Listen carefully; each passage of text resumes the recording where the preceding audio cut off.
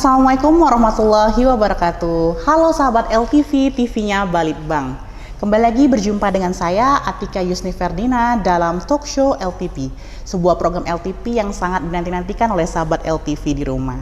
Kali ini LTV kedatangan tamu yang sangat istimewa dari Jakarta. Beliau merupakan Kepala Pusat Pengembangan Kompetensi, Manajemen, Kepemimpinan, dan juga Moderasi Beragama.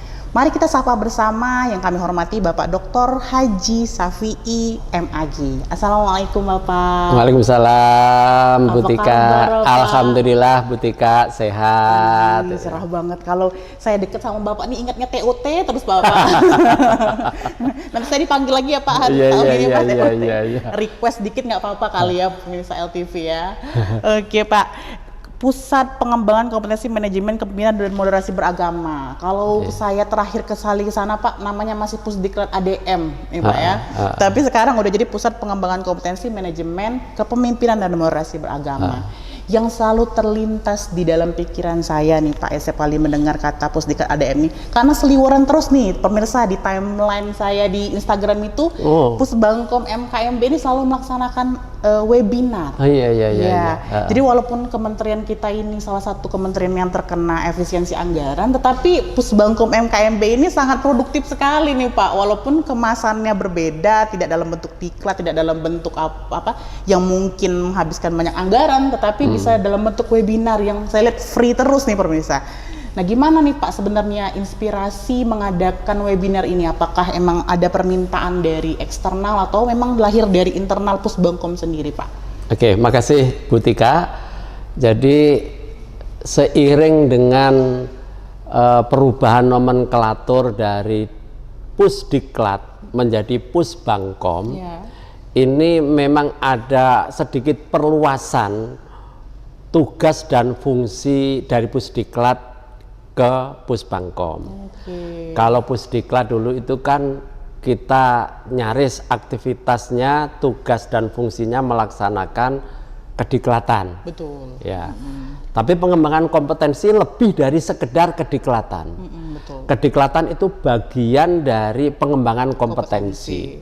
Pengembangan kompetensi bisa dilaksanakan dengan berbagai macam bentuk ya, dan juga pendekatan metode. Nah, kenapa kemudian Pusbangkom Manajemen Kepemimpinan dan Moderasi Beragama ini di tahun 2025 ini banyak menyelenggarakan webinar, kemudian BIMTEK secara daring, ya itu dalam rangka untuk memperluas fungsi diklat menjadi Pusbangkom itu yang pertama seperti itu. Karena webinar BIMTEK yang kita selenggarakan secara daring maupun hybrid itu kan dalam rangka untuk mengembangkan kompetensi juga. Ya, kompetensi kepada ASN dan juga siapa saja yang mengikuti kegiatan itu. Nah, itu kita lakukan melalui salah satunya adalah webinar dan BIMTEK secara hybrid. Nah, terkait dengan masalah tema-tema itu 3 hal yang menjadi tusi dari Pusbangkom Manajemen Kepemimpinan dan Moderasi Beragama itu semuanya kami akomodasi dan kami kemas dalam kegiatan webinar maupun BIMTEK itu. Kan kami ini menjalankan fungsi pengembangan kompetensi di bidang manajemen, kepemimpinan, dan moderasi beragama.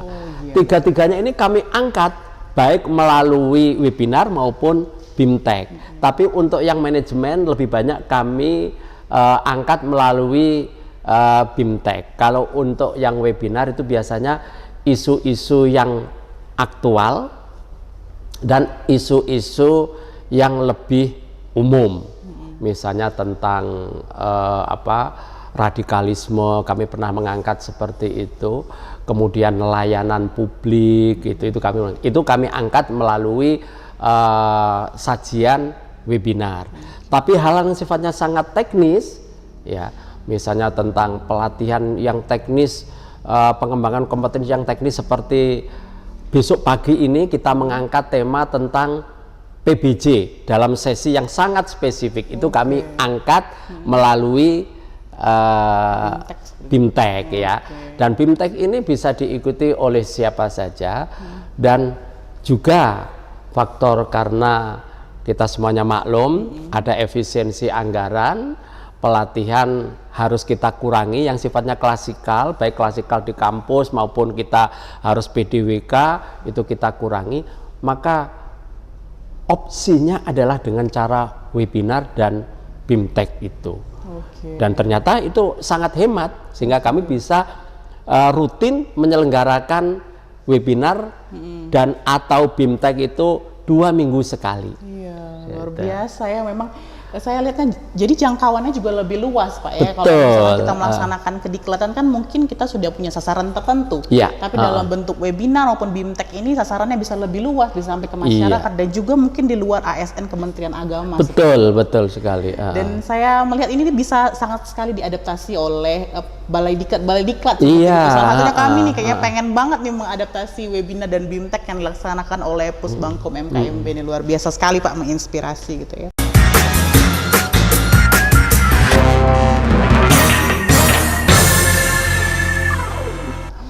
Nah, kehadiran Bapak di sini ke Balai Diklat Keagamaan Palembang ini juga membawa tugas untuk memberikan materi tadi Pak ya. Iya, materi betul. kepada peserta pelatihan penggerak penguatan moderasi beragama bagi tenaga kependidikan. Nah, ketika saya melihat judulnya bagi tenaga kependidikan, kenapa tenaga kependidikan ini menjadi salah satu sasaran internalisasi penggerak moderasi beragama Pak? Tepat sekali, kita melihat posisi strategis tenaga kependidikan, Bu Tika ya. Satu orang guru saja itu kan sekurang-kurangnya dia itu dalam 1 semester itu ya. Itu sekurang-kurangnya saya asumsikan mereka memegang kelas, taruhlah kalau 1 mata pelajaran 2 jam tatap muka ya. Itu berarti mereka itu bisa 12 kelas. Oke, 12. Kalikan saja dalam kelasnya itu rata-rata 30 orang saja. Itu sudah ada 360 orang. 1 orang guru. 1 orang guru. Sedemikian strategisnya. Maka kalau kemudian guru ini mempunyai pemahaman beragama yang moderat, punya sikap yang beragama yang moderat, dan itu ditransformasikan kepada murid-murid sejak usia awal, betapa nanti dampaknya ini akan luar biasa. Benar juga Pak. Jadi kita sekali pukul dapat banyak nih. Betul. Kayak kita kalau mukul pohon tuh mau ngambil jambu, turun sekali pukul, jambu yang turun banyak. Iya, kira seperti luar itu. Biasa. Jadi memang sasaran kita ke tenaga pendidikan itu tepat sekali Pak ya. Dan juga kita menginternalisasi moderasi beragama ini melalui tenaga pendidikan, kemudian bisa menjangkau adik-adik kita yang mungkin masih di level RA, min gitu Pak ya. Iya, pokoknya di semua jenjang ya. Iya, diajarkan tentang keberagaman agama dan juga bagaimana menghormati satu sama lain dalam keberagaman agama ini. Luar biasa Pak. Nah, seperti yang kita tahu nih Pak, moderasi beragama ini merupakan program nasional ya Pak ya. Betul, iya. Program nasional berarti tidak hanya mestinya terinternalisasi oleh kepada ASN di Kementerian Agama, tetapi juga di luar Kementerian Agama, bahkan sampai ke masyarakat. Iya, betul. Nah, ketika moderasi beragama ini, kalau saya lihat dari namanya ini sudah berada di bawah naungan Pusbangkom MKMB, apa nih Pak strategi dari Pusbangkom MKMB agar moderasi beragama ini tidak hanya terinternalisasi dalam internal Kementerian Agama, tetapi juga keluar, Pak? Ya, kalau mengikuti peta jalan dalam penguatan moderasi beragama, memang mulai sejak penguatan moderasi beragama dalam berbagai bentuknya ya, entah itu sosialisasi, kemudian pelatihan atau kegiatan-kegiatan yang lain, itu di tahun 2020 sampai 2023 itu memang fokus untuk internal Kementerian Agama atau masyarakat yang mendukung atau punya hubungan langsung dengan program-program Kementerian Agama. Misalnya tokoh-tokoh agama, ormas-ormas itu ya. Nah, mulai 2024 dan seterusnya ini memang sesuai dengan peta jalan tadi, itu mestinya sudah merambah ke luar, ya, keluar Kementerian Agama. Nah, lebih-lebih terbit Perpres nomor 58 tahun 2023 tentang penguatan moderasi beragama. Sehingga moderasi beragama ini bukan menjadi program sektoral Kementerian Agama, tapi ini harus menjadi program bersama, kesadaran bersama, gerakan bersama, lintas kementerian lembaga, baik instansi pusat maupun daerah, dan juga masyarakat. Seluruh elemen masyarakat, pendidikan, keagamaan, politik, ya, media massa, itu semuanya menjadi pihak-pihak yang punya peran sangat penting, stakeholder yang sangat penting dalam penguatan moderasi beragama. Nah, untuk itu maka sebenarnya mulai tahun 2024 kita sudah mulai merambah ke luar Kementerian Agama, meskipun masih sangat terbatas.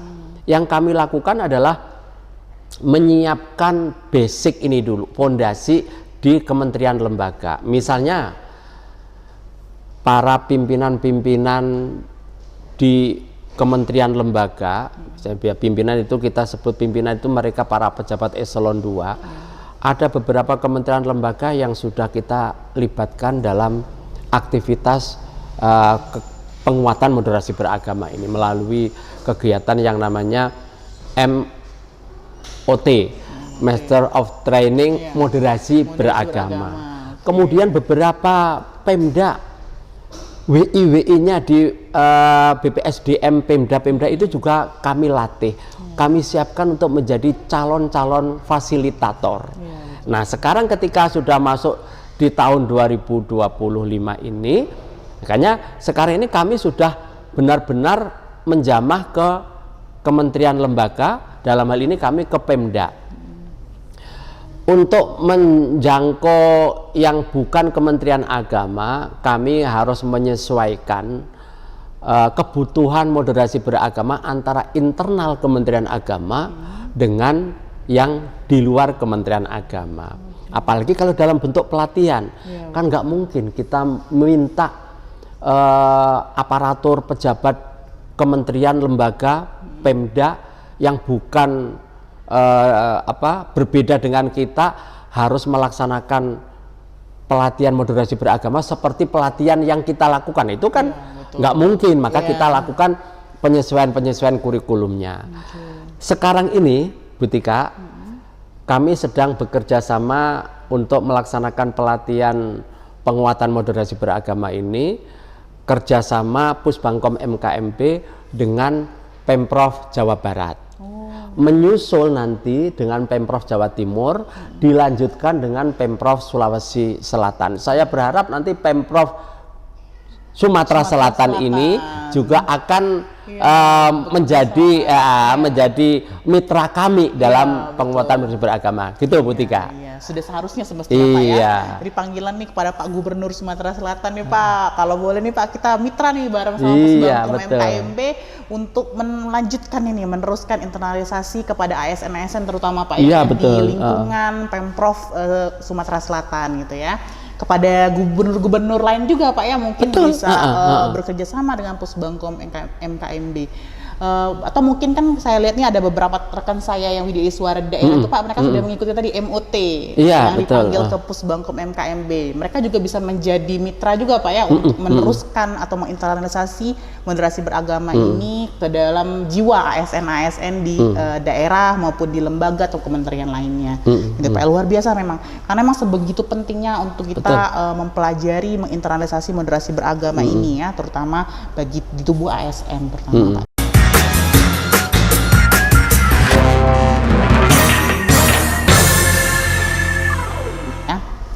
Baik Pak, kita lanjut ke topik selanjutnya nih. Nah, kalau ngomongin masalah tadi udah banyak sekali strategi yang dibuat Pak ya, mulai dari kita memanfaatkan teknologi dalam melaksanakan BIMTEK dan juga webinar yang dilakukan oleh Pusbangkom MKMB, dan juga melakukan yang namanya bermitra dengan kementerian atau mungkin lembaga atau juga daerah untuk menginternalisasi ini. Nah, menurut Bapak sih apa sih hambatan terbesar dalam melaksanakan strategi-strategi tersebut? Oke. Khususnya untuk ketika kami melakukan pengenalan moderasi beragama ini di luar Kementerian Agama, ya baik itu kementerian maupun lembaga dan pemerintah daerah, umumnya mereka itu memang ya belum mengenal apa itu moderasi beragama. Masih kita jumpai, nggak banyak sih, masih kita jumpai misalnya pandangan-pandangan apakah itu perlu jadi moderasi beragama, karena banyak dari mitra kami yang belum mendapatkan informasi memadai tentang moderasi beragama, masih ada kesalahpahaman tentang apa itu moderasi beragama, dan mereka juga beranggapan kita baik-baik saja kok. Betul, baik-baik saja.